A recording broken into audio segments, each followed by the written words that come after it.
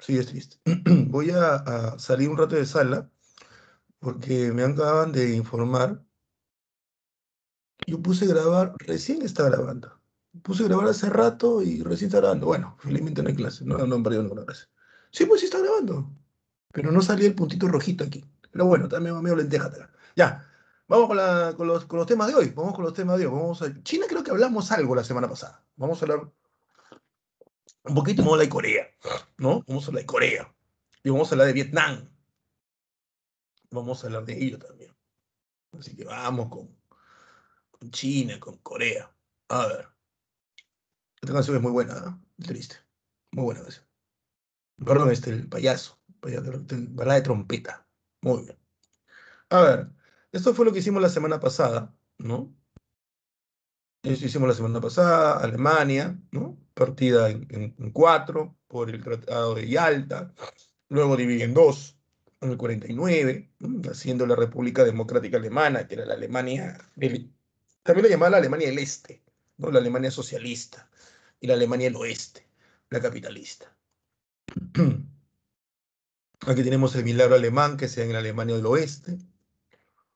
Luego el muro de Berlín, ¿no? Que es ese muro que Nikita Khrushchev ordena construir para evitar que pasen hacia el Berlín occidental, el Berlín capitalista, y se escaparan. Un muro muy bien fortificado, ¿no? En algunas partes, en otras no. No era igual en todas partes. Esta es una de las zonas más complicadas del muro, ¿no? Pero no todo era así, había solamente un muro a veces. Como el caso de este video que te mostré, ¿no? Que él trata de escapar por una zona menos protegida. Y luego viene el Tratado 2+4, que sea en el 90-91, por el cual las dos Alemanias, pues se llama dos, con el permiso de los cuatro países que lo dividieron, Inglaterra, Francia, Estados Unidos y la Unión Soviética, va a volver a su reunificación. Actualmente Alemania es una sola. Actualmente Alemania se llama República Federal Alemana. Actualmente su capital es Berlín, ¿no? Dicen que es la ciudad más cosmopolita de Europa. Es la ciudad que tiene menos dominio de una religión determinada, ¿no? Y bastantes religiones hay. La zona que es más católica de toda Alemania, es esta zona de acá, la parte baja de Alemania, la parte sur, la sureste. Esta zona de aquí se le conoce como la zona de Baviera. Baviera. Y la ciudad más importante de Baviera es Múnich, ¿no? Por eso que de esta zona es que salió el Papa Benedicto. ¿Eh? Creo que lo estoy compartiendo. Pero como tonto creo que estoy hablando y no lo comparto. ¿Estoy compartiendo? No se ve, pero sí, supuestamente estoy compartiendo. ¿Ahora sí? ¿Sí? Bueno, ahora sí. Entonces le decían, bueno, solamente repasaba, no, es los videos que hemos visto la semana pasada. Entonces le decía que esta zona de aquí, en la zona sur, esta es la zona de Baviera, esta es la zona más católica, ¿no? No es que sean, qué católicos son, pero sí, es la zona más católica de toda Alemania, ¿no? La capital es Múnich, por eso que los de Múnich le dicen los bávaros, y es de aquí donde salió el Papa Benedicto XVI, ¿no? Joseph Ratzinger. Que muchos decían que era nazi, no, es falso, no es que fuera nazi. Profe, pero hay fotos de Benedicto con el brazo levantado. No, primero son fotos cortadas y segundo, tanto Joseph Ratzinger como grandes personajes alemanes que pasan los 70 años en la actualidad, como el caso también del, del, del premio Nobel de Literatura alemán, Günter Grass. Ellos, sí, es cierto, tienen su registro que han estado en el partido nazi, eso sí es cierto. Pero la pregunta es, ¿quién no estuvo metido en el partido nazi en el año 45? O sea, en 1945, si tú eras niño o adolescente en Alemania, finalizando la Segunda Guerra Mundial en los últimos meses, era obligatorio que estuvieras en el partido nazi. Obligatorio, obligatorio. Y te dan tu uniforme para que a tus 10, 11, 12 años salgas a defender la capital de la llegada de los soviéticos o los estadounidenses. Entonces, no es raro de que muchos alemanes que hoy viven y que han estado niños o adolescentes en el último año de la Segunda Guerra Mundial tengan un registro nazi. No, no es raro. No, no es raro. ¿Mm? Al contrario, lo raro sería que no lo hubieran tenido. Preocúpate si es que tú encuentras a un anciano que tiene su registro nazi y él fue nazi pues desde 1936, nazi desde 1934, ¿no? 38, ahí sí mi chochera sí, ese estaba convencido, ese es antes de la Segunda Guerra Mundial, pero él sí estaba convencido, ¿no? Pero si es a mediados del 44, 43, 44, no, era obligatorio que fueras del partido nazi, así que el que un alemán, insisto, de 70 años hoy, 80 años hoy, tenga en su pasado un registro nazi, hay que averiguar la fecha. Hay que averiguar la fecha antes de, ¿no? Uno siempre debe corroborar las cosas. Entonces, sí, el papa emérito Benedicto XVI, es cierto, él tiene su ficha de que él fue parte del partido nazi, pero él fue parte del partido nazi a finales, ¿no? Cuando la guerra estaba ya terminada y en la locura de los nazis, en la terquedad de los nazis, metieron a todos. A todos. Lo mismo le pasó a Gunther, a todos, ¿no? Solo que hubo un momento en el cual en la historia que tú decías nazi y olvídate, pues era algo horrible, ¿no?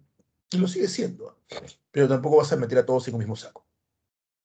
Aquí vimos lo de Israel, cómo nace, ¿no?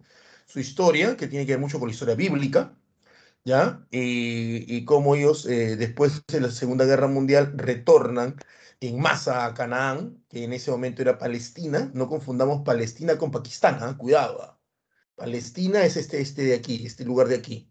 Aquí está Palestina. Palestina, que es que la parten en dos para que nazca Israel. Pakistán, Pakistán es el territorio que nace de la India y que tiene mayoría musulmana, ¿no? Palestina ya tenía musulmanes, esta la parten para que nazca el país de los judíos, ¿no? Que es el país que llegó a bueno, entre muchas cosas, ¿no? Fama por haber ya dejado atrás en la mascarilla, ¿no? Aparte que se han cerrado feo también pues, los israelíes. Ahí tiene las guerras, 4 guerras internacionales contra los árabes, producto de la negativa que tienen los árabes musulmanes a que exista Israel, ¿no? Y una vez que estas 4 guerras terminaron, comenzó muy fuertemente el conflicto interno entre los israelíes y los palestinos, ¿no? Los palestinos no reconocen a Israel e Israel no reconoce a Palestina. Y comenzaron las guerras, los ataques terroristas, los judíos muertos en las Olimpiadas de Múnich, la venganza de los judíos, cómo tienen encerrados a los palestinos en la franja de Gaza, apareció la Organización para la Liberación de Palestina, la OLP, Yasser Arafat, eh, al final trataron de llegar a un acuerdo en la década del 90, en los acuerdos de Oslo, con, con Bill Clinton como mediador, firmaron un acuerdo tanto Isaac Rabin, primer ministro de Israel, con Yasser Arafat, el líder de la OLP, Organización para la Liberación de Palestina, en los cuales Yasser Arafat reconocía la existencia de Israel e Isaac Rabin reconocía la existencia de Yasser Arafat como líder de la OLP, como líder de Palestina. Para muchos fue la noticia del año, ganaron el Premio Nobel de la Paz ambos, se acababa más de 50 años de guerra, se suponía.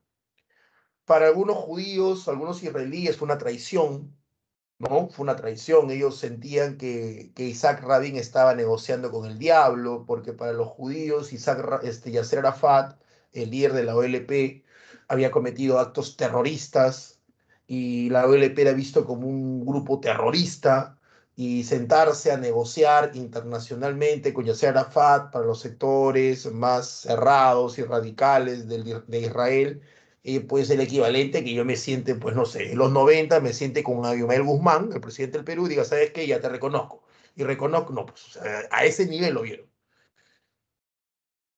Pero la cosa era que tuviera paz. Al poco tiempo, Isaac Rabin, el primer ministro israelí, el que reconoció a Yasser Arafat, muere asesinado. Y todo volvió a ser. No, todo volvió a ser. Tanto así que una década después, Yasser Arafat también muere.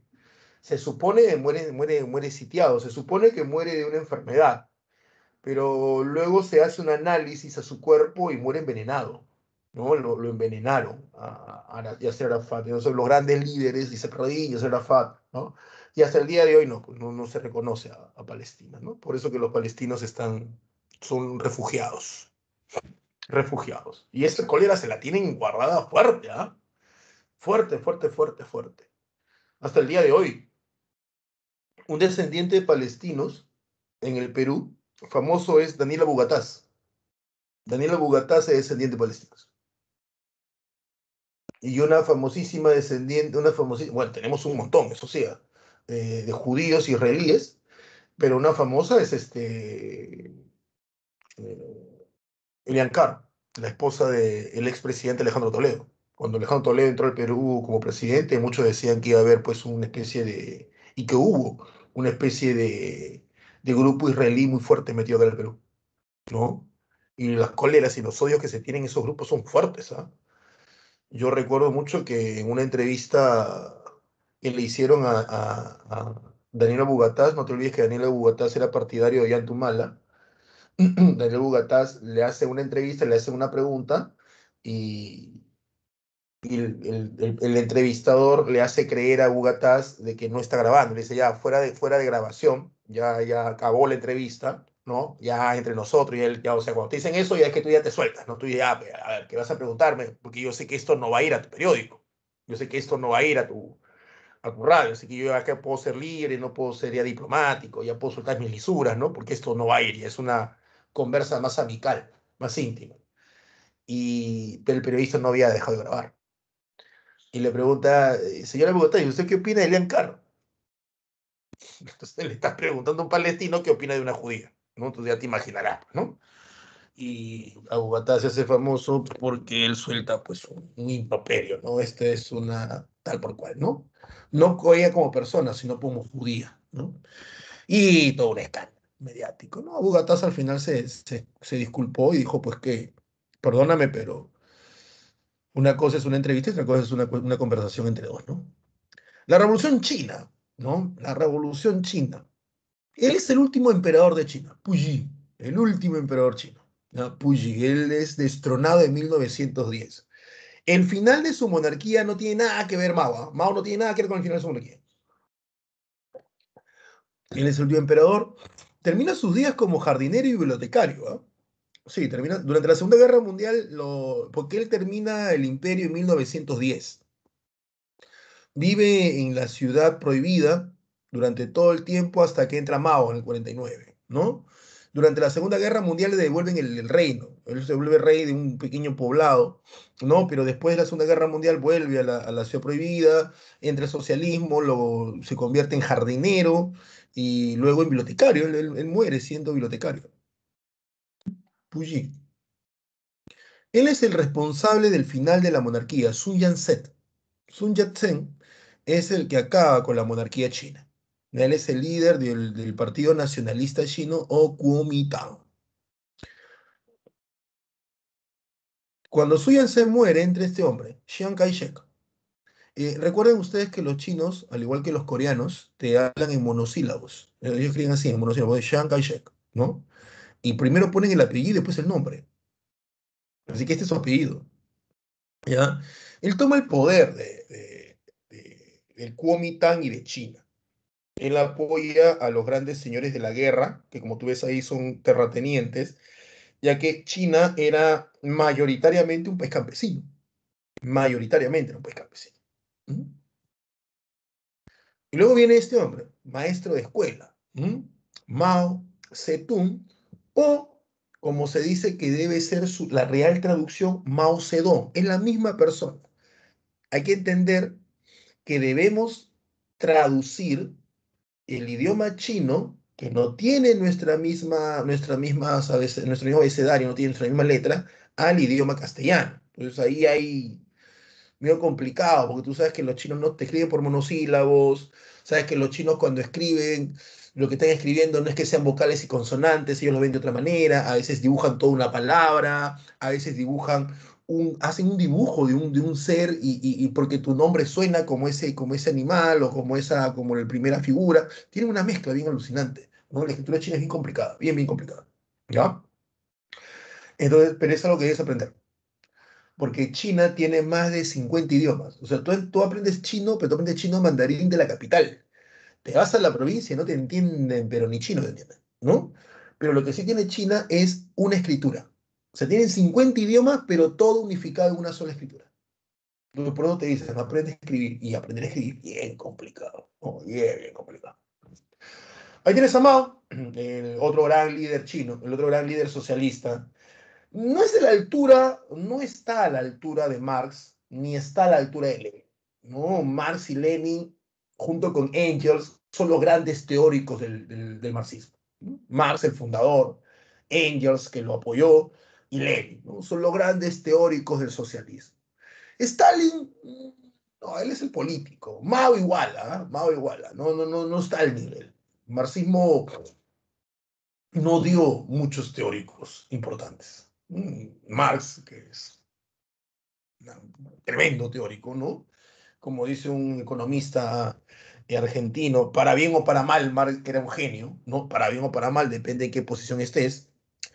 Y acá viene el punto, ¿no? Marx propone este paso al socialismo, ¿ya? Pero cuando Marx propone que un país pase al socialismo, que él lo llama comunismo. Él lo llama comunismo primera etapa y comunismo segunda. Él no le pone socialismo, después le pone socialismo. ¿Ya? Porque cuando Marx dice que un país pase al socialismo, Marx pone como condición previa de que dicho país tiene que haber desarrollado totalmente el capitalismo. Tiene que haber llegado a su máximo desarrollo el capitalismo.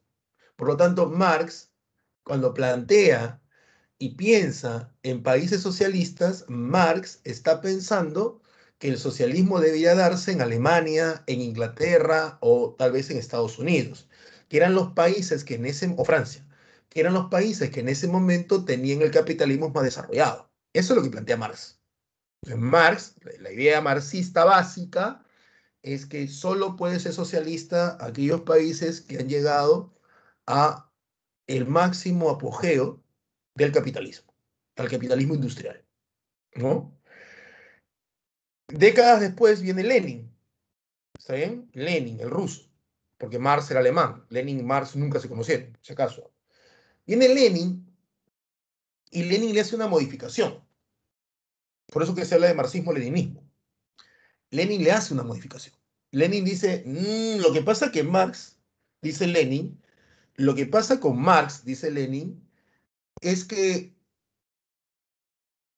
Marx no tuvo tiempo, mira lo que dice Lenin, ¿eh? Marx no tuvo tiempo de analizar la última fase del capitalismo. Marx analizó muy bien la primera fase, el capitalismo mercantil, la acumulación de oro y plata. Marx analizó muy bien el capitalismo industrial, pero no tuvo tiempo de analizar bien el capitalismo imperialista. Entonces, como no tuvo tiempo de analizar muy bien el capitalismo imperialista, Marx comete errores. ¿Y qué dice Lenin? No es necesario que un país llegue a su etapa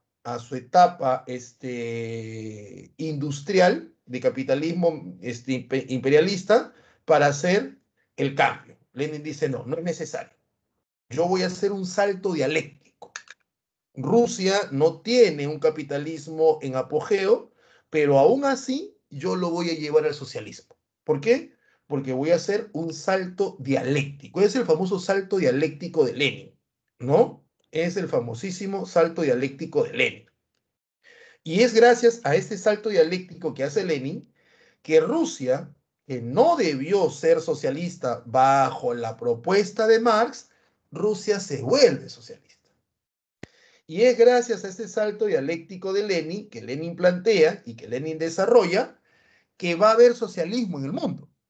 Porque si fuera como Marx lo plantea, hubiese sido bien complicada la cosa. Bien, bien complicada la cosa hubiera sido. ¿Ya? Bien, bien complicada. Entonces, Marx es modificado por Lenin. ¿Ya?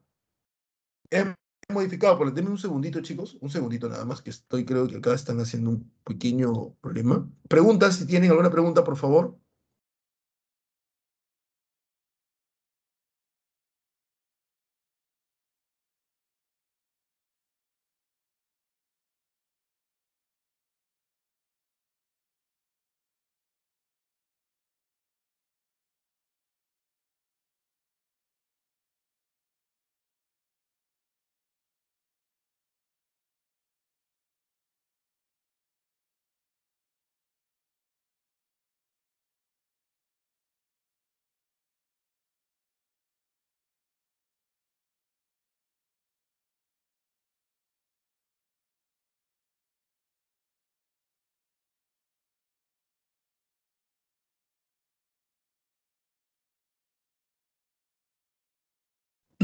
Acá estoy, chicos, disculpen el lapso, lo que pasa es que la abuelita de mi hija ha venido a ver a mi hijita y están que tocan la puerta y no había quien, no había quien, no había quien, le abra.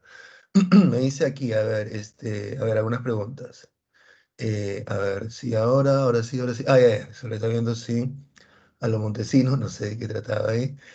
A Bugatás, perdón, pero discúlpeme. Sí, a Bugatás, al que JL lo imita como Lisuratás, él.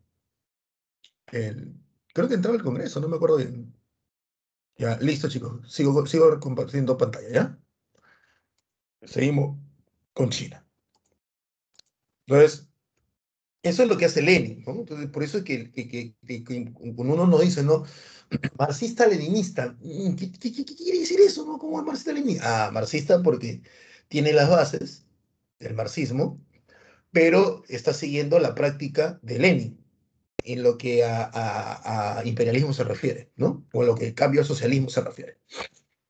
Y luego viene este hombre, Mao, porque Mao, siguiendo a Lenin, Mao hace su interpretación del socialismo para China, y olvídate, pues, si fuera por Marx, China no sería socialista nunca en la vida, porque al menos si la Unión Soviética tenía capitalismo, desarrollando capitalismo, pero no había llegado a la etapa de apogeo, no, pues China no tenía ni capitalismo desarrollado.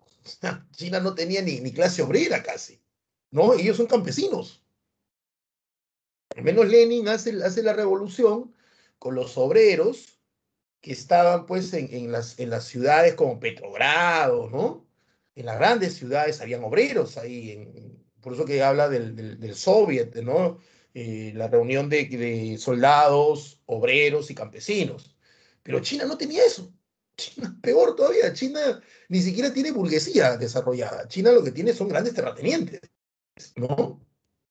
Entonces Lenin toma el marxismo, lee a Lenin, perdón, Mao toma el marxismo, lee a Lenin y dice, yo puedo hacer lo mismo, pero aplicado a un mundo campesino. Y si Lenin pues se mandó un salto dialéctico, Mao se metió una garrocha dialéctica. Pues mi chochera se metió el brinco impresionante. Él dijo, esto se adecua, aquí se adecua. Y mandó con todo, ¿no? Y hace pues el socialismo en China. Pero insisto, lo hace para un mundo campesino. ¿Ya? Y es por eso que cuando se trata de hacer algunas versiones del socialismo en América Latina o en África o en Asia, donde somos países y el que lo quiere hacer es el socialismo campesino, es por eso que los socialistas que tienen como base no al obrero, sino al campesino, es por eso que dicen, no, yo soy marxista, leninista, maoísta, ¿no? Que acá tuvimos una versión de ello, que es el famoso y tan trágico pensamiento Gonzalo, que fue el pensamiento que creó, que formó Abimael Guzmán Reynoso, profesor de filosofía en la década del 60 y 70 más que 60, ¿no?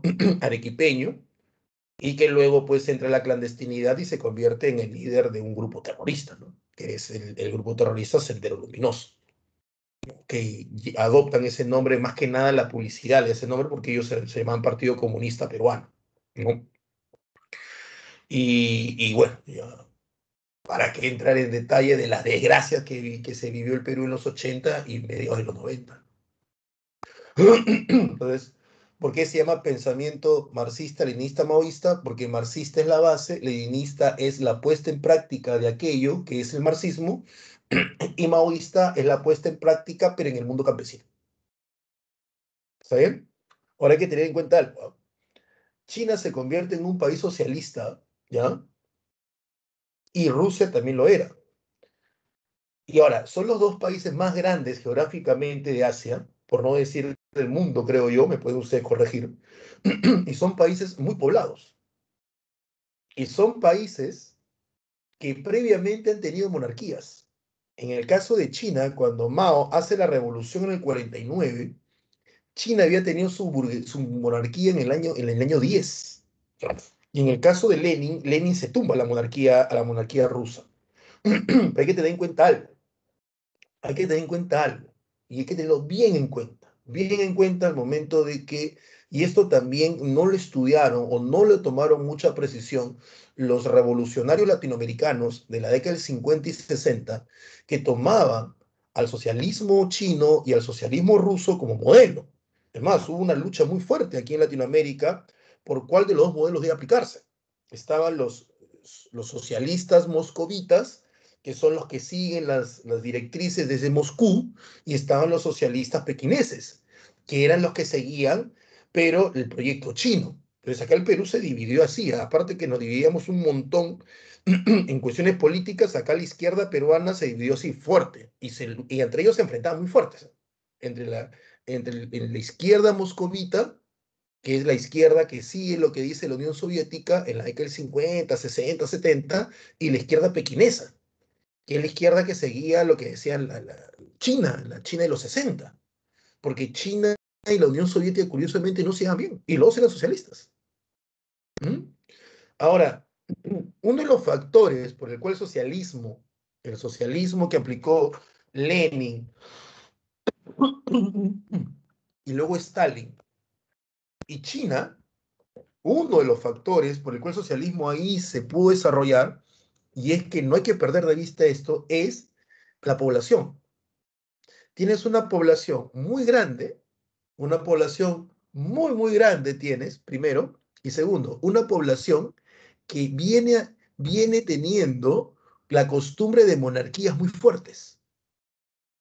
Eso hay que tenerlo bien claro, ¿ah? Monarquías muy fuertes y monarquías muy dictatoriales. Entonces, el campesino ruso que ve el paso de un zarismo a una Unión Soviética, ese tipo ha visto ese paso en menos de 10 años. Hay una serie de mejoras en su estilo de vida, pero él tiene bien clarito en la cabeza de que al Estado se respeta y se defiende. Porque si bien es cierto para el campesino ruso, ya no hay un zar, ahora hay unos camaradas en el poder, la relación muy íntima entre pueblo y Estado no ha cambiado. Por eso que tienes tanta gente sacrificándose en la Segunda Guerra Mundial. ¿Me entiendes?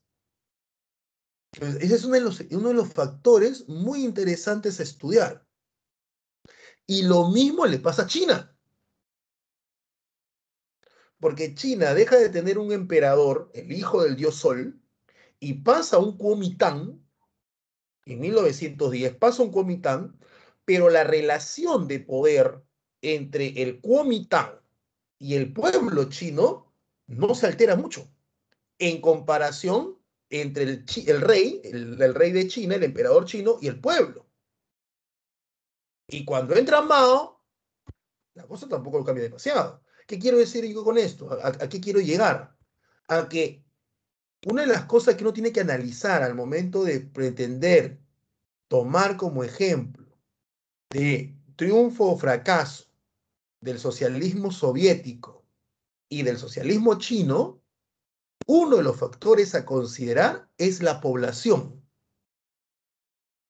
la mentalidad de la población y todo un patrón cultural que esa población arrastra. No es raro que esos tipos de socialismo hayan prosperado en Asia. Ojo, no es raro. Y otra cosa que yo les vengo a ustedes diciendo desde Grecia. Una cosa es la cultura occidental y otra cosa es la cultura oriental. Ojo, ojo. Sus desarrollos culturales son distintos.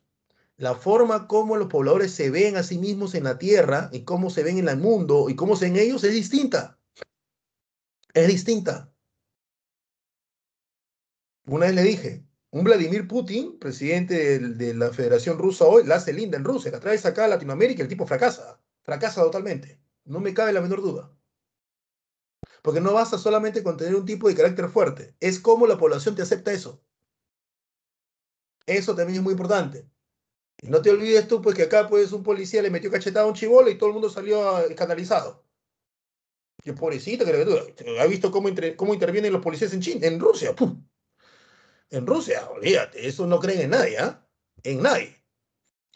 Al final gana la guerra, pues esto ya lo hicimos la semana pasada, gana la guerra China, ¿no? La guerra sí la gana Mao, acá está Mao, ¿ya? Chiang Kai-shek tiene que huir y funda Taiwán. Taiwán es la China capitalista, ellos lo fundan en la isla de Formosa, ahí funda Chiang Kai-shek, se establece la República Popular China.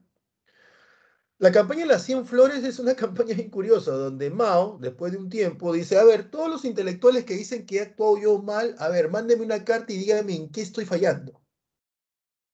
Olvídate, pues, cuando él dijo eso, eso parecía, pues, mensaje de texto en Facebook. ¡Ah! Le llenaron de cartas y Mao como que no aceptó muy bien algunas críticas y utilizó esas cartas y comenzó a perseguirlos y a matarlos.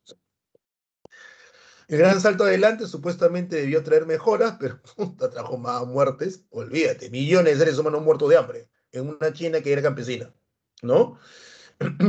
La revolución cultural también es otra. También comienzan a matar un montón de gente, decían que los intelectuales tenían que ir al campo para conocer. Y eso también, yo nunca he entendido bien eso, ¿ah? Nunca he entendido bien eso. Esa parte que dicen, soy economista y me dicen, una consulta, ¿a cómo el pasaje de carro? ¿No? Ah, sí, ¿cuánto está el pasaje del metropolitano? No sé. Ah, ¿cómo vas a dirigir el país? Yo no sé cuánto está el pasaje metropolitano, porque no uso metropolitano. Por mi trabajo no lo uso. ¿Qué? ¿Y eso me hace menos conocedor de la realidad peruana? Pregunto. Yo no sé cuánto alquila papá. Ni idea cuánto alquila papá. ¿Qué? ¿Y eso me hace menos pobre? ¿Mm? Me hace menos conocedor. O sea, yo no encuentro sentido eso, ¿eh? La gente dice, no, pero tiene que saber. Oye, hay gente que está en sala, que está escuchando a Mensal y y que están y familiares que están escuchando, que ni siquiera me pueden decir 10 presidentes en orden del Perú y se dicen ser peruanos. ¿Qué? ¿Por qué no sabes decir 10 presidentes en orden que no eres peruano? Me parece una tontería eso, ¿no? Él es el que hace el gran despegue a China. Deng Xiaoping, este tipo es. Él es el que lleva a China, perseguido por Mao, ¿eh? Casi lo mata Mao. Él es el que hace de China la China actual. La que hace que China se siga manteniendo como socialista en el plano político y social, pero le hace el giro en el plano económico. ¿Mm? Una China que aprende de la Unión Soviética, que lo veremos en su momento, y hace la perestroika, pero no hace el glasnost, que es el cambio en la parte política y social. Ellos no hacen eso. No hacen eso, China. ¿Mm? Hay muchas cosas que criticar a China, un montón. ¿Ya? En su momento lo haremos. Y otras cosas que sí lo han hecho muy bien los chinos, ¿ah? Muy, muy bien los chinos. Pero les ha costado bastante. Imagínate que Mao comenzó a perseguir golondrinas, comenzó a matar aves, porque decían que las aves se comían el trigo, y hizo una guerra a las aves. Y se mataron todas las aves. ¿Ya? Voy a ver si tiene alguna pregunta. Se mataron todas las aves, ¿ah? Olvídate. Se las mataron todititas. El problema, las aves que estaban matando, ¿ya? No comían trigo. O sea, Mao decía, ¿ya? Mao decía, las aves comen tanto diariamente. ¿Cuántas aves tenemos? Tantos millones. ¿Cuántos kilos son eso al año? Tantas toneladas. Esa es la tonelada de comida que el pueblo debería comer. Y las aves, a matarlas. Y mataron las aves. Se las bajaron a todas. Las aves, un tipo, no me acuerdo, creo que eran golondrinas. Lo curioso es que las aves no comían trigo. las aves comían insectos, no comían trigo. Cuando no hubo aves, hubo una peste de langostas. Esas sí comen trigo. Y se bajaron el trigo de China. Así que, ¿qué tuvo que hacer ahora China? Importar aves de Rusia. ¿Por qué? Para que se coman a las langostas, que esas sí eran las que se comían el trigo. Unos genios totales, ¿ah? Sí, o sea, ese es cuando la gente hace las cosas y no piensa, ¿no? Cuando tú guías a buscar, pues, tipo Don Quijote, ¿no? Molinos de viento como enemigos. Cuando quieres tapar tu incapacidad e ineptitud como gobernante.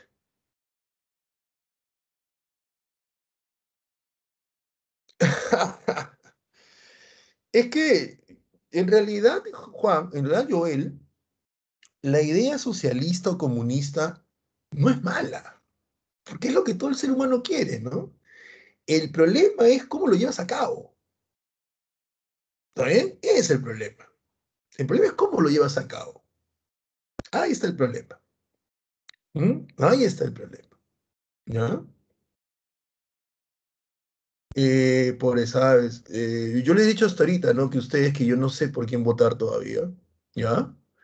Y, y, y, ¿Y a qué se debe mi decisión? Bueno, por el caso de la señora Keiko, todo lo sabido, ¿no?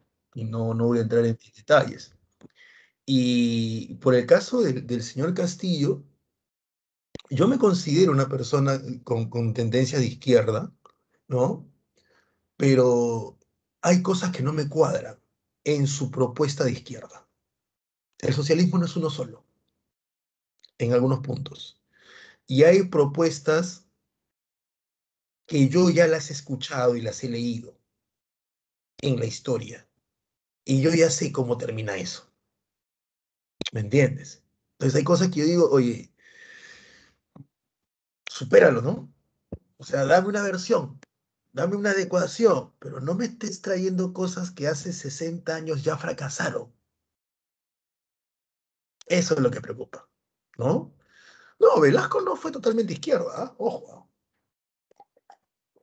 Y lo de Velasco tampoco estuvo tan mal en algunos aspectos, ¿ah? Pero, ¿sabe cuál es el problema? El problema es que salir de la pobreza, y esto es lo que no han entendido muchos en el socialismo, ojo, yo me considero socialista, es que salir de la pobreza no es regalar dinero,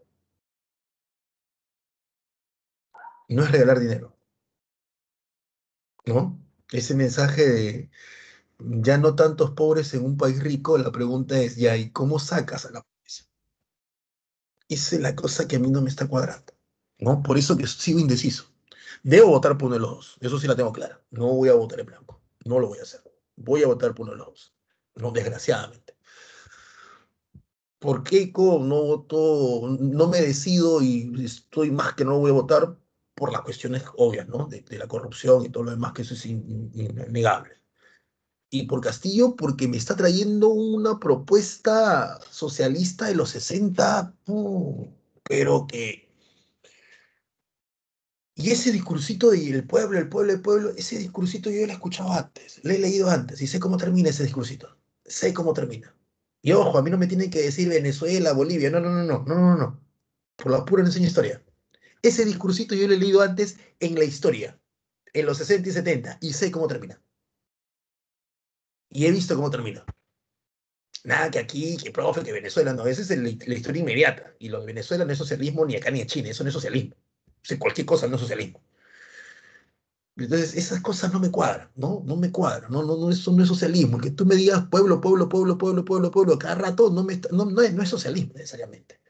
Y el que tú me estás trayendo algo que ya no funcionó, quiere decir que te estás cerrando en una visión de socialismo y no lo estás avanzando. Hay otros que se han mandado al extremo, ¿no? Que el socialismo solamente se dedica a cuestiones de medio ambiente y de derechos de igualdades de las minorías. Es otra cosa que también es muy exagerado. Pero bueno, dejemos eso. Bueno, sí. Bueno, sí, ¿no? Y la clásica, otra cosa, yo he vivido en el campo, yo he vivido en el campo. No he sido campesino, pero vivo en el campo. Yo nací en el campo, aquí nomás, en Huando, Guaral. Yo nací en el campo, viví en el campo, hasta mi adolescencia, que vine a Lima a estudiar, ¿no? Y créeme que hay otra cosita, ¿ah? Te la pongo clarísima, ¿ya? Aquí no importa si eres rico o pobre. El ser humano tiene son cosas muy complejas. Y esa manía de decir que los pobres son buenos, esa tontería, perdónenme la expresión, es una tontería. Es una tontería. Por ser pobre eres bueno. No, pues, es una tontería. Es una total tontería. Perdónenme, yo he visto pobreza. ¿Ya? Y yo les he comentado a ustedes en algún momento, ¿no?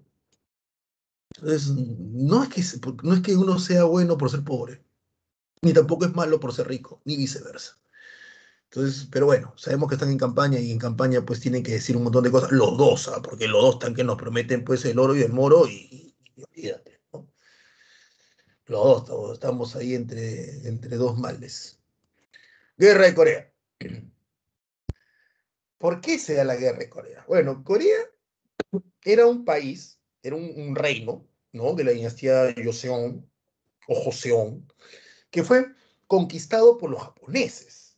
Los japoneses conquistan Corea, le tenían un hambre a Corea hacía tiempo. ¿Ah? Los japoneses le tenían un hambre a Corea a tiempo, porque Japón es un conjunto de islas, pues, ¿a dónde crece? Debe crecer hacia el continente. Entonces ahí es donde Japón, desde el siglo XVI, ya quería invadir Corea, y lo sale haciendo en el siglo XX. La convierte en una colonia japonesa. Hay muertes como no tiene, porque los japoneses han sido bien violentos, ¿ah? Bien violentos. Nada justifica lo que le hizo Estados Unidos con las dos bombas atómicas. Nada justifica. ¿Estamos de acuerdo? Eso fue un crimen. Desde mi óptica, lo que le hicieron a Japón con las dos bombas atómicas fue un crimen. ¿Sí? Y esas bombas atómicas han hecho que la gente olvide algo que ha sido la política del gobierno japonés, que ha sido muy violenta. Pregúntenle a los chinos lo que han tenido que sufrir con las invasiones japonesas y los coreanos. ¿Eh? Tampoco digo, porque sería una torpeza a mi parte, decir, como fueron violentos los japoneses, bien hecho con la bomba atómica. Tampoco, es una tontería de mi parte. ¿No? No estamos en la época de Hammurabi y ojo por ojo. Pero sí, Japón ha tenido cosas bien violentas. O sea, bien, bien. Tanto así que los nazis se asustaron. Imagínate. Imagínate para que los nazis se asusten. Los chinos tienen la tumba de un nazi. La tienen ahí muy bien considerada. Lo llaman el nazi bueno, porque gracias a los nazis se sintieron este diplomático nazi se sintió tan conmocionado por la forma como Japón atacaba a Corea que hasta los ayudó a los chinos. Como Japón atacaba a China. Po. Ahora, en 1945, cuando Japón es derrotado, Rusia le declara la guerra a Japón. O sea, días antes de que suelte la bomba atómica, Rusia declara la guerra a Japón y como se la declara, invade Corea. Porque Corea era colonia japonesa. Cuando Estados Unidos ve que Rusia está aquí invade Corea, dice, oye, aguanta ahí, ¿no? Es 1945, ubícate el año. Todavía China no hace su revolución. China la hace en el 49. Entonces Estados Unidos al toque se mete, pues, y toma la mitad. Entonces parten los dos Corea. Corea del Norte, del periodo 38 para el norte, y Corea del Sur, del periodo 38 para el sur, ¿no? Y obviamente la del norte tiene fuerte influencia de la Unión Soviética y la del sur va a tener fuerte influencia de Estados Unidos.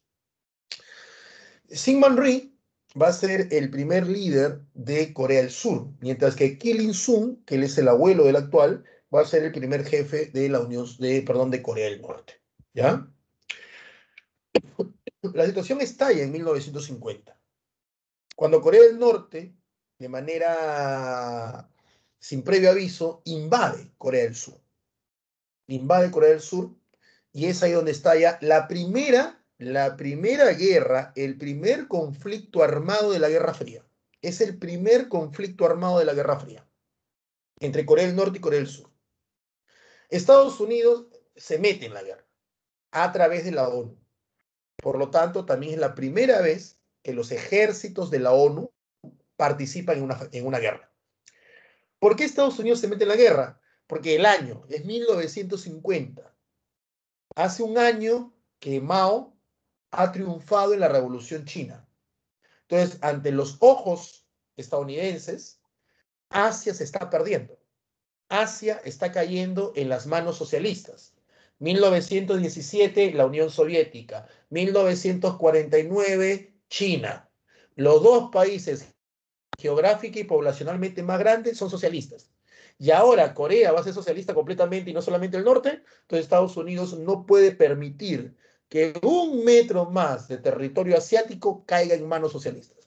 Por eso es que se mete en esta guerra, que es al final es una guerra civil, ¿no?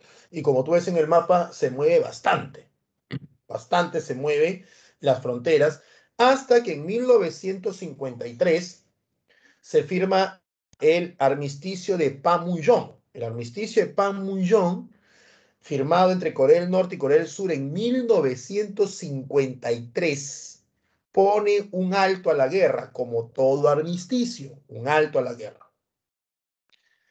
Ese armisticio que se firma en 1953 no tuvo un tratado de paz hasta el año 2019, ¿ya? Donde Corea del Norte y Corea del Sur recién firman la paz en lo que se conoce como los acuerdos de Panmunjom. O sea, desde 1953 hasta el año 2019, Corea del Norte no tenía Corea del Norte y Corea del Sur no tenían un tratado de paz. Por eso que a cada rato había tensiones entre las dos Coreas, ¿no? Y nosotros le decíamos chinito loco al Corea del Norte, no, profe, que la guerra, me acuerdo que los niños me tenían hinchado ya con que, profe, que a ver guerra, a ver guerra, a ver guerra, a ver guerra, ¿no?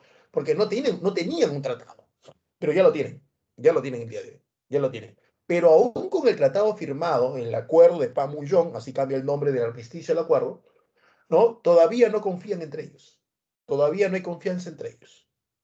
Tanto es así que Corea del Norte no ha desmilitarizado la frontera, el paralelo 38, y Corea del Sur tampoco se ha desmilitarizado. Es ahí donde ustedes ven que Corea del Sur hace levas obligatorias. ¿Quién no ha escuchado el caso de futbolistas de Corea del Sur que tienen que dejar su carrera 1 año para irse al ejército? O el caso de un montón de chicas y fans que estaban ahí llorando, hombres y mujeres, ¿no? Porque un cantante de estos grupos de K-pop, no recuerdo de qué grupo, ¿no? Debía dejar el grupo para ir al ejército, ¿no? Porque es obligatorio ir, hay nada que no, que yo tengo plata, no, tienes que ir. ¿Mm? Pero Corea del Sur ha crecido bastante económicamente, ¿ah? Hay que el 50 Corea del Sur era un país tan pobre como los africanos. Pero Corea del Sur tiene un crecimiento económico muy interesante, ¿no? Corea del Sur es el único que tiene los chailones, que son empresas de todo rubro, pero es una sola empresa, que lo hicieron en los 60, me acuerdo. ¿Ya? En los 60, el presidente de Corea del Sur llama a las familias más ricas de Corea del Sur y le dice, ¿sabes qué? Hay que salir de la crisis. Ustedes van a formar empresa. El Estado coreano les va a dar el dinero. El Estado coreano le va a dar préstamos. Si no lo pueden pagar, no lo paguen, pero desarrollen. Pero eso sí, el que me traiciona, y voy a permitir que ingresen empresas extranjeras para que compitan. Y ahí salen pues las grandes empresas como LG, Daewoo, Samsung. Y estas empresas, olvídate, tú te despiertas y te despertaste en un departamento hecho por LG, por la empresa constructora LG. Tú bajas, ¿no? Y se te hizo tarde y vas a tomar un cafecito y te tomas un cafecito en la tienda de LG, que vende café. ¿Me dejo entender? Subes al auto de transporte público y en el transporte público el que te va a llevar es el del G. Entras a una oficina del G, o sea, sales en la tarde, estás cansado, no hay COVID y quieres tomarte una cervecita, como sería mi caso, ¿no? Vas al bar de LG. El G tiene su bar, igual que Samsung, igual que Daewoo. Bueno, Daewoo ya quebró, ¿no? Y el fin de semana quieres irte a un parque recreativo, el parque recreativo del G. O sea, mis chocheras están amarrados por todos lados. Y tienen una mentalidad muy interesante, ¿ah? Muy interesante. Cuando Japón produce las pantallas LED, ¿no? Y las primeras pantallas LED que son muy, muy, muy interesantes. Las LED, ¿te acuerdas que habían el plasma, eso? Cuando Japón lo plantea por primera vez, lo desarrolla por primera vez, tenía un problema, era muy cara, muy, muy caro. Entonces la tecnología no se podía aplicar porque era muy caro. Entonces hacer un televisor era carísimo. Así que dejaron eso ahí. Corea lo toma, creo que el G o Samsung fue el que lo tomó y dijo, ¿qué pasa con esta tecnología? Mira, es muy buena para pantallas, pero es muy caro. Si hacerte una tele, una pantalla de computadora va a ser muy caro. ¿Por qué? Por la tecnología. A ver, quiero entenderte, mientras más grande el televisor es más caro. Más caro, pues, porque es más pantalla, pues. Ya, chévere, pásame la tecnología. ¿Qué vas a arriesgarte? Nadie te lo va a comprar. Si vas a poner un televisor, pues, no sé, pues a $30.000, ¿quién te lo va a comprar? No te preocupes tú, dame la tecnología. ¿Qué hizo Corea? Agarró la tecnología y se lo metió a los celulares. Pantalla pequeña, pues. Y comenzó a vender celulares como enfermo. ¿Por qué crees que hubo un tiempo que Samsung, LG eran bien vendidos? ¿No? Y ahí, una vez que ya tuvo el capital, comenzó a desarrollar la tecnología. Y la desarrolló más en sus celulares, pantallas pequeñas, más. Y cuando ya pudo abaratar la tecnología, televisores. Así están. Y ellos la tienen clarísima, los coreanos, ¿sabes? Clarísima. El problema, eso sí, es que ellos forman muchos empresarios y muchos técnicos para trabajar en esos chailones. O sea, no te forman para que tú hagas tu propio chailón, porque es bien complicado. Bien complicado. O sea, yo coreano, quiero trabajar para la multinacional LG o quiero trabajar para la multinacional Samsung, ¿no? Y mi objetivo es trabajar duro y a ver si algún día pues compro un departamento para irme al barrio de Gangnam, ¿no? Y ahí es donde voy a estar pues con todos los K-poperos, con los youtubers, ¿no? Con todos ellos, los empresarios, los millonarios, donde fíjate, pues el metro cuadrado cuesta lo que a ti te va a costar pues toda tu educación universitaria, maestría y posgrado, no solamente ir el metro cuadrado. Ese es Gangnam, ¿no? Y ahí está la canción, pues, ¿no? El estilo de vida de Gangnam, ¿no? Gangnam Style, que hace este cantante coreano, que no me acuerdo el nombre. Ya que elegimos El Paso del Caballo, ¿no? Donde él hace una crítica del estilo de vida de la gente que vive en Gangnam, ese barrio tan rico, tan próspero en Corea del Sur. O si tienen alguna duda ustedes. Y ahí viven todos tus K-pop, pues ahí viven todititos, ¿no?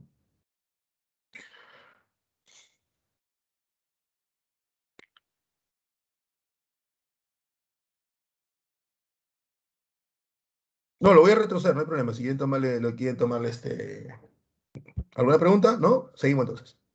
¿Alguna duda? Estoy en el chat, ¿ah? ¿Alguna duda? ¿Todo bien? ¿Sí? Listo. Creo que querían ver este de aquí. Este de foto. Este es un mapa. 5, 4, 3, 2, 1. Estoy retrocediendo, estoy retrocediendo. Estos son los líderes. 5, 4, 3, 2, 1. Pero tienen el PDF, ya lo bajé. Bueno, no es lo mismo, ¿no? Es otro PDF parecido. De historia de Corea, 5, 4, 3, 2, 1. Llega hasta Corea, ¿no? Nada más. Porque no tiene con eso. Ahí está nuestro querido amigo Dean Shopping. Con él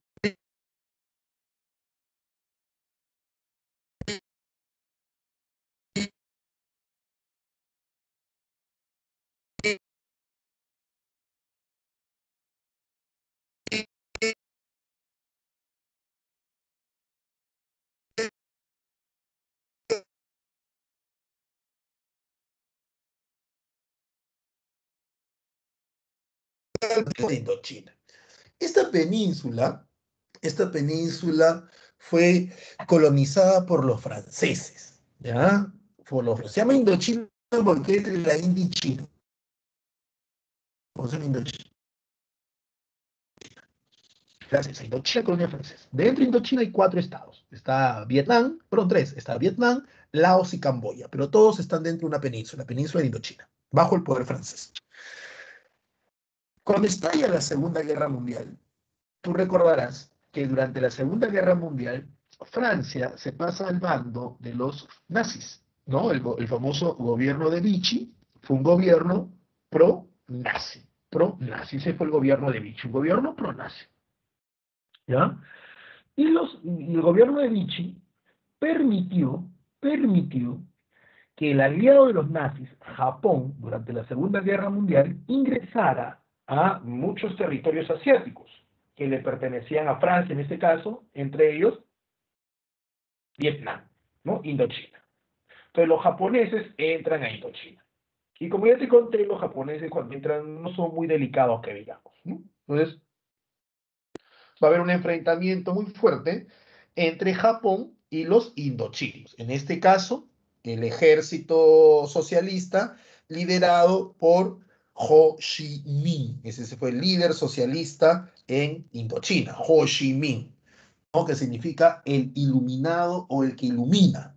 Entonces, ahí comienza una guerra entre Ho Chi Minh y el Viet Minh, que ese era el nombre del grupo, contra los japoneses. ¿Mm?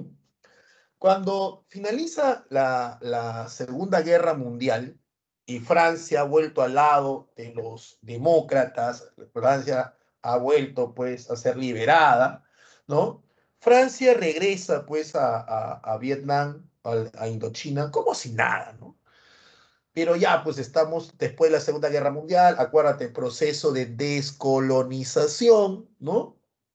Un proceso por el cual muchas colonias asiáticas y africanas ya han probado lo que es la libertad, ya están con todas las ideas nacionalistas y quieren independencia. Y más aún cuando has probado sangre, ¿ah? O sea, has hecho guerra, has enfrentado, tú dices una más, ya pues, la hacemos. Y en resumen, los indochinos, los del Viet Minh, los seguidores de Ho Chi Minh, no van a aceptar a esta Francia. No, no, no queremos. Ellos quieren independencia. Nada, que no he vuelto yo, nada. Yo quiero independencia. Y comienza la guerra de independencia entre Francia y Vietnam, ¿no? Indochina. Comienza la guerra de independencia. En el año 46, Francia comete un exceso. Hay un bombardeo, el bombardeo a Haiphong, o Haiphong, donde mata mujeres y niños. Y esto enturbia toda esta guerra francesa contra su colonia que se quiere independizar. Para 1954, como tú puedes ver ahí, se da la famosa batalla de Dien Bien Phu, donde los franceses resistieron en medio de la selva vietnamita, ¿no? Porque tú sabes que Vietnam es una selva, gran parte es una selva, en medio de la selva vietnamita porque tenían un fuerte en la parte alta. Y ellos pensaban que no iban a ser atacados, ¿ya? La posición del fuerte era muy privilegiada, está en la parte alta de una colina, todo lo demás es selva, entonces es bien complicado que tú puedas llevar artillería a esa zona para atacar el fuerte. Pero lo hicieron, los vietnamitas lo hicieron, porque intervinieron mujeres y niños, ¿no? Aparte de hombres, ya que como trabajo de hormiga, todos empujaban las piezas de artillería, los cañones hacia la montaña. ¿No? Ellos lo tenían clara, de esto es nuestra independencia, acá la hacemos sí o sí. Y durante días y días, ¿no? A toda hora, sin descanso, movieron piezas de artillería y sitiaron el fuerte Dien Bien Phu hasta que los franceses, después de más de 50 días de estar sitiados, tuvieron que rendirse. Ya, los tipos casi mueren de hambre. Y es así como al día siguiente, nomás en calientito, en Ginebra, Suiza, Francia acepta la independencia de Vietnam, de Indochina. Pero Indochina se parte en cuatro. Se parte en Laos, Camboya, Vietnam del Norte y Vietnam del Sur, siendo otra vez el norte el Vietnam socialista y el sur el Vietnam capitalista. ¿O no? Para el 55 comienza la guerra de Vietnam, que es una guerra entre el norte y el sur por unificarse. 1955.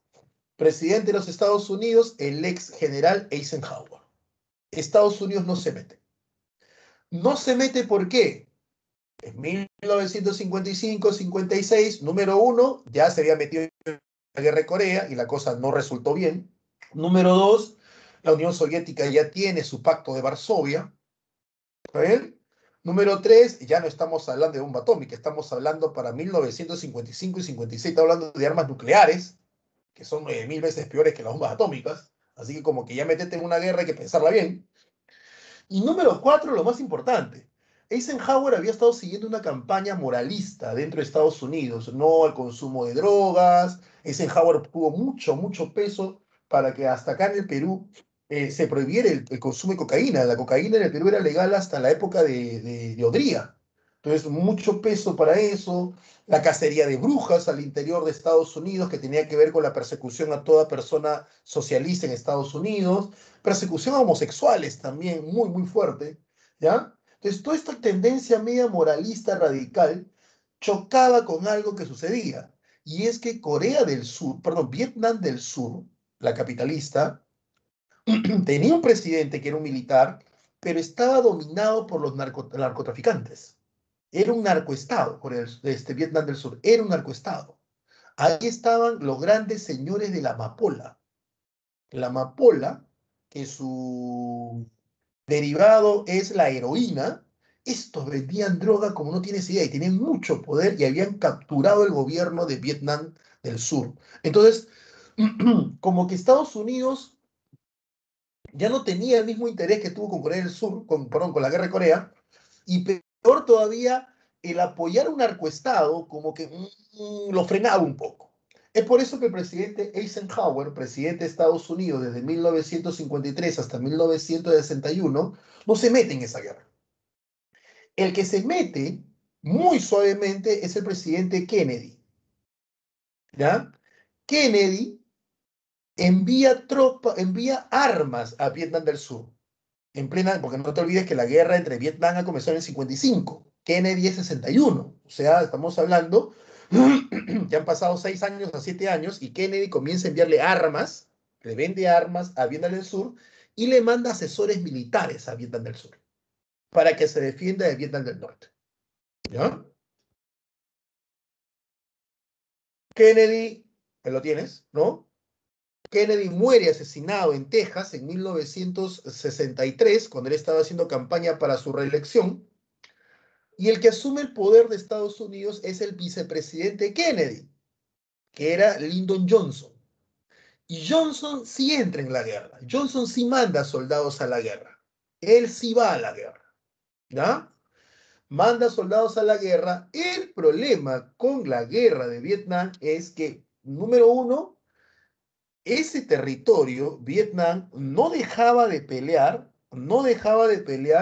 desde la Segunda Guerra Mundial. Esa gente estaba más entrenada, número uno. Y número dos, ya para ir cerrando esto, y número dos, todos querían su independencia. O sea, no estaban en desacuerdo con el gobierno socialista de Vietnam del Norte. ¿Ya? Estados Unidos manda su ejército, pero manda jóvenes. Porque como dominas el mundo, tienes tu ejército repartido por el planeta. Entonces, centrarte en una guerra es mover soldados de otra zona que puede ser perjudicial. Entonces, lo que hace Estados Unidos es convocar levas, ¿no? Voluntarios, y van jóvenes, 17, 18, 19, 20 años. Los psicólogos dicen que una persona puede soportar el estrés de guerra, el estrés de estar en el campo de batalla, el estrés de estar ahí bala a bala, un máximo de 35 a 40 días al año. Ese es lo máximo que puede soportar el cuerpo y la mente humana estando en una guerra. 40 días al año. Al año. Estos jóvenes tuvieron que soportar un estrés promedio de 200 días por año. O sea, el psicólogo te recomienda para que ese soldado pueda actuar bien 40 días. Los soldados de fueron 200 días. Jóvenes. Iban a la guerra y los propios campesinos que supuestamente les habían dicho que iban a salvar, te metían bala porque no querían ellos que tú los salvaras y estaban tranquilos. Esa selva era imposible porque estaba preparada para la guerra. Y a eso súmale que tus aliados venden heroína como comprar Coca-Cola. Pues. ¡Pum! Más droga corrió, crímenes de guerra. Pues. Y la guerra de Vietnam es la primera guerra televisada, así que todos esos crímenes se veían. Los papeles del Pentágono fueron unos documentos que fue pedido por el secretario de Estado McNamara para hacer un análisis de cómo iba la guerra en la época de Kennedy. ¿Qué decían los documentos? Que la guerra la iban a perder, la guerra estaba perdida, no había forma de que la ganaran. Estados Unidos en 1969, 69, perdón, ya sabía que la guerra la estaba perdiendo y no la iba a ganar. Los papeles del Pentágono eran muy claros. ¿Por qué está ahí el escándalo? Porque un reportero que tenía acceso al Pentágono, cansado de ver cómo los jóvenes iban a morir y que la guerra iba a perder, se sacan los papeles, los fotocopia y los filtra a la prensa. El New York Times comienza a sacar los papeles y el presidente en ese momento, Richard Nixon, se lo prohíbe. Le lleva a la Suprema Corte, le prohíbe que lo saque. Y el que se gana el pleito es el Washington Post. Y dice, yo sí lo saco. Y se van a juicio y todo, y al final la Suprema Corte da como sentencia de que la libertad de expresión no puede ser censurada y que saquen los papeles. Y salen los papeles y que dice que el gobierno estadounidense sabía que la guerra no le iba a ganar y que están que mandan a jóvenes a la muerte segura solo por mantener su estatus a nivel internacional. O sea, la muerte de jóvenes era necesaria para el estatus. Entonces se pide que se retire Estados Unidos de la guerra y en 1973 Estados Unidos se retira de la guerra, ¿no? Siendo la guerra de Vietnam la primera guerra que Estados Unidos pierde. ¿Ya? Curiosamente, este periódico, ¿ya? Eso lo vemos la próxima semana, este periódico, el Washington Post, es el que luego es el responsable de la caída de Nixon, porque el Washington Post es el que va a demostrar el famoso escándalo Watergate, ¿no? El escándalo donde Nixon había chuponeado, eso lo veremos luego, ¿ya? Bueno, chicos, lo detengo ahí, las preguntas las hago la próxima semana, pasen a su práctica, por favor, ¿ya? Sí, Joel, ¿no? Hay películas muy buenas. La guerra de Vietnam es un trauma para Estados Unidos, ¿ah? Es un trauma tremendo. Hay muy buenas películas sobre la guerra de Vietnam. ¿No? Una película, mientras están haciendo su práctica, una película que yo les recomiendo, ¿ya? Sí, sí, sí, práctica, sí, práctica. ¿Ya? Una película que yo les recomiendo, pero un ratito, pero un ratito. Que yo les recomiendo, así, película sobre la guerra de Vietnam. Es esta, ¿no? Es esta de aquí. Espero que se pueda ver. Se está viendo ¿cómo se llama, no? Nacido para matar, de Stanley Kubrick, ¿no? Nacido para matar. Peliculón, peliculón. Muy buena película. Nacido para matar, de Stanley Kubrick. Muy buena película. El otro es Pelotón, ¿no?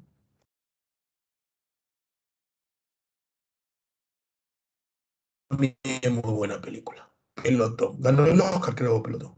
Si la memoria no me falla. Ganó el Oscar. ¿Y por qué son esto? Vamos a poner Pelotón, película. Ahí está cuando. No entiendo por qué salió. Ahí está, esta película. Pelotón, ¿no? William Dafoe, acá está el jovencísimo, el de Dos hombres y medio, no me acuerdo el nombre ahorita, de Charlie Sheen, ¿no? Pelotón. Muy buena película también. La otra película que también es buena es Apocalipsis Now, ¿no? De la guerra de Vietnam hay un montón, ¿no? ¿Mm? Hay un montón. Los gringos quedaron traumados con esta guerra. Apocalipsis Now, ¿no? Con el papá de Charlie Sheen, él es no me acuerdo el nombre del señor. ¿Mm? Apocalipsis Now. ¿Mm? La película muy buena es esta.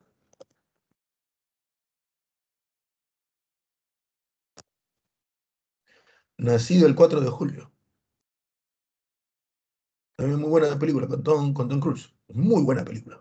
No sé por qué no la pasa mucho. Creo que la tiene Netflix. Muy buena película. Nació el 4 de julio. Película. Película. Muy buena película. Ujú. Y la otra que es muy buena, pero no es la guerra en sí, sino en las secuelas de la guerra es esta. Rambo es buena película, ¿ah? Ojo, ¿ah? Rambo 1, Rambo 2 ya es una tontería. Pero Rambo 1 es muy buena película. Sobre las secuelas de la guerra. ¿No? Es un que regresa al servicio y cómo lo maltratan. Solo Rambo 1 es muy buena película. La 1, ¿ah? La 1.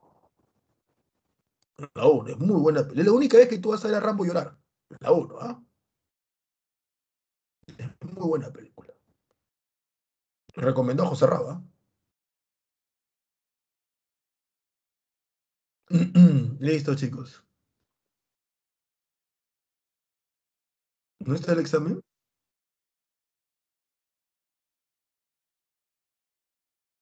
Ah, ya, ya. Listo, chicos. Bueno, nos estamos viendo entonces. La próxima semana vamos a cambiar el horario del examen, ¿ya? Vamos a cambiar el horario del examen. Yo le voy a decir a qué hora, ¿ya?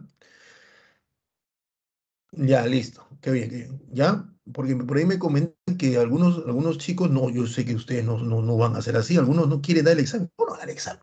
Sí, la pregunta es tan fácil, ¿cómo no dar el examen? ¿Qué pasa, muchachos? ¿No? Pero bueno,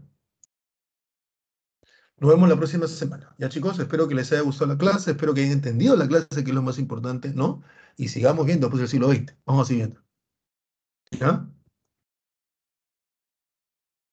Exacto. Ah, el código ha cambiado. Ah, ya entendí, ya entendí. Listo, chicos. Entonces nos vemos la próxima semana. Cuídense bastante, ¿ya? Cuídense bastante, por favor.